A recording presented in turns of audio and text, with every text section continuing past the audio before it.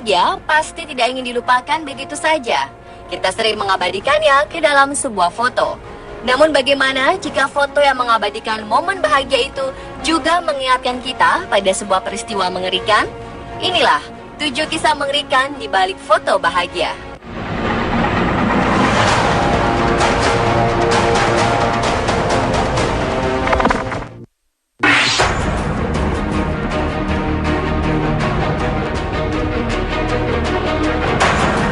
Kenaikan kelas biasanya diabadikan dengan membuat foto seluruh anggota kelas. Beberapa sekolah juga membuat buku tahunan dan mengabadikan foto-foto bahagia murid-murid dan warga sekolah lainnya. Ini adalah momen yang diabadikan oleh SMU Columbine di Amerika Serikat pada tahun 1999. Siapa sangka beberapa orang dalam foto ini menjadi korban penembakan yang pelakunya juga terdapat dalam foto ini. Eric Harris dan Dylan Klebold menjadi tersangka penembakan berada di sudut kanan atas dengan pose tangan seperti menembak ke arah kamera. Beberapa hari setelah foto ini diambil, 2 pelajar dari sekolah ini melakukan penyerangan bersenjata api. Eric Harris dan Dylan Klebold menembakkan senjata otomatis dan melemparkan bom rakitan kepada teman-teman dan guru di sekolah mereka sendiri. Teror di sekolah ini menewaskan 25 orang dan membuat 15 orang lainnya luka parah karena tembakan 2 pelajar ini. Petugas keamanan khusus pun diturunkan untuk mengamankan serangan ini. Namun kedua pelaku tidak berhasil ditangkap. Setelah melukai puluhan siswa dan guru, mereka ditemukan tewas di perpustakaan. Pemeriksaan polisi menyatakan kedua siswa ini melakukan aksi bunuh diri setelah apa yang mereka lakukan di sekolah.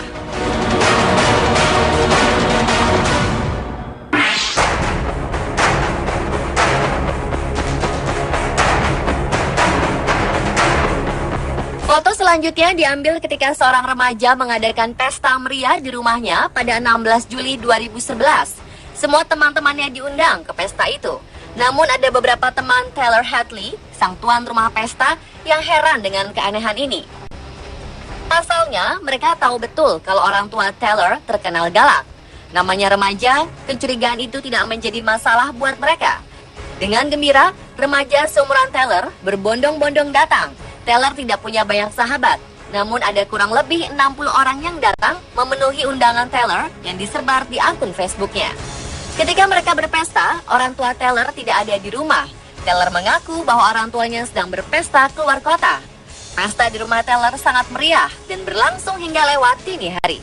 Ketika teman-teman sedang berpesta, Taylor memanggil sahabatnya dan mengakui kesalahannya. Namun sang sahabat menganggap pengakuan itu hanya sebuah lelucon.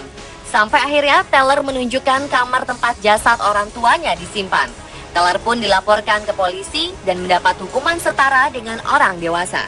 Banyak yang menginginkan dia dihukum mati, namun karena masih remaja, dia dijatuhi hukuman seumur hidup di penjara.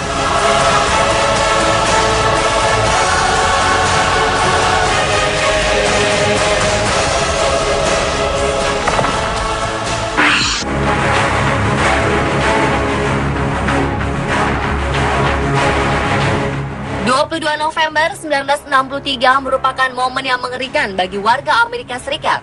Tepat pada saat itu, Presiden mereka John F. Kennedy ditembak oleh orang misterius ketika mengadakan pawai di kota Dallas. Foto ini adalah momen bahagia di mana John F. Kennedy melemparkan senyum pada warga Dallas yang berjejer di pinggir jalan mengeluk-elukan kedatangan beliau. Jackie Kennedy, sang istri yang berada di sampingnya pun memasang senyum kepada masyarakat yang menyaksikan pawai kenegaraan itu. Semua tampak bahagia, hingga sebuah peluru ditembakkan ke arah Presiden ke-35 Amerika Serikat ini. Detik-detik setelahnya berubah menjadi mimpi buruk yang tidak pernah hilang di benak sang istri. Tembakan demi tembakan diluncurkan ke tubuh suaminya. Salah satu tembakan mengenai kepala Kennedy hingga membuat tengkoraknya pecah. Sang istri yang panik sempat memanjat mobil untuk mengambil pecahan tengkorak suaminya dan berteriak-teriak. John F. Kennedy sempat larikan ke Parkland Memorial Hospital. Namun pertolongan pertama gagal dilakukan.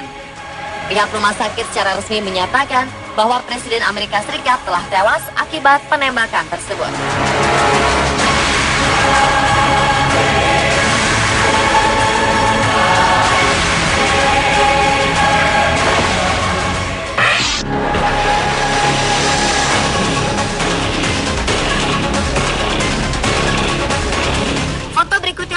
merupakan kisah seorang anak orang kaya yang bosan dengan kehidupan mewahnya. Christopher McCandless merupakan anak seorang insinyur kaya yang memiliki perusahaan besar. Selain kaya, Christopher juga pintar di bidang akademis. Dia berhasil mendapatkan indeks prestasi kumulatif 3,72 dari jurusan sejarah dan antropologi. Akhir Juni 1990, Christopher membawa harta miliknya dan menjauh dari kehidupan sosialnya, termasuk keluarga dan sahabat-sahabatnya. Dia membuang semua identitas keluarganya dan tidak membawa alat komunikasi apapun agar tidak dideteksi oleh keluarganya. Beberapa lama ia berkelana di alam liar, menjadi pemburu untuk memenuhi kebutuhan pangannya, hingga akhirnya dia mendokumentasikan sebuah foto yang menunjukkan bahwa dia bahagia. Dalam foto itu ada sebuah pesan yang bertuliskan, "Saya memiliki kehidupan yang bahagia dan terima kasih kepada Yang Maha Kuasa. Selamat tinggal dan semoga Tuhan memberkati kita semua." Beberapa hari setelah menulis pesan itu, Christopher meninggal dan ditemukan oleh para pemburu di tengah hutan. Menurut visum yang dilakukan, kematian Christopher disebabkan oleh kelaparan dan keracunan makanan.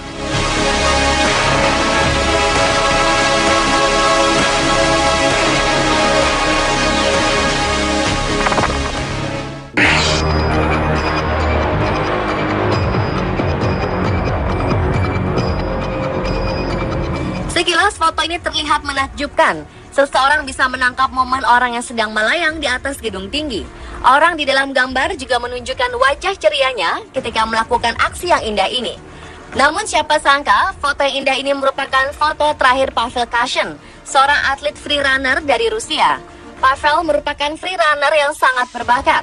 Dia sering melakukan aksi-aksi berbahaya di tempat-tempat ekstrim, seperti di atap gedung bertingkat ini. Namun kali ini Pavel melakukan kesalahan yang fatal hingga tidak bisa mendarat dengan sempurna di tepi bangunan.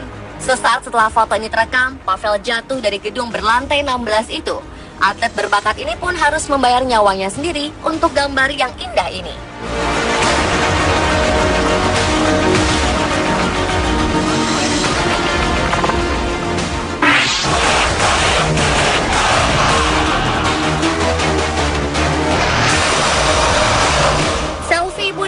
Sering ditemukan di laman Facebook seseorang. Ini juga ditemukan pada akun Facebook Gary Slough, salah satu korban tragedi pesawat Malaysia Airlines MH17 yang ditembak di Ukraina. Gary mencoba mengabadikan momen bahagia ketika dia dan ibunya hendak berlibur dan mengunggahnya ke Facebook.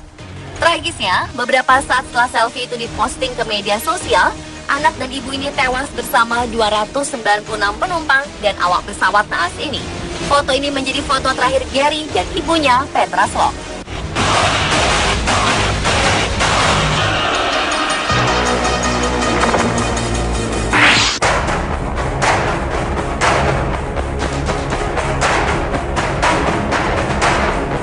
Foto keluarga kebanyakan diabadikan oleh sang ayah, sama seperti keluarga Renaldo Daksa, seorang politikus di Filipina.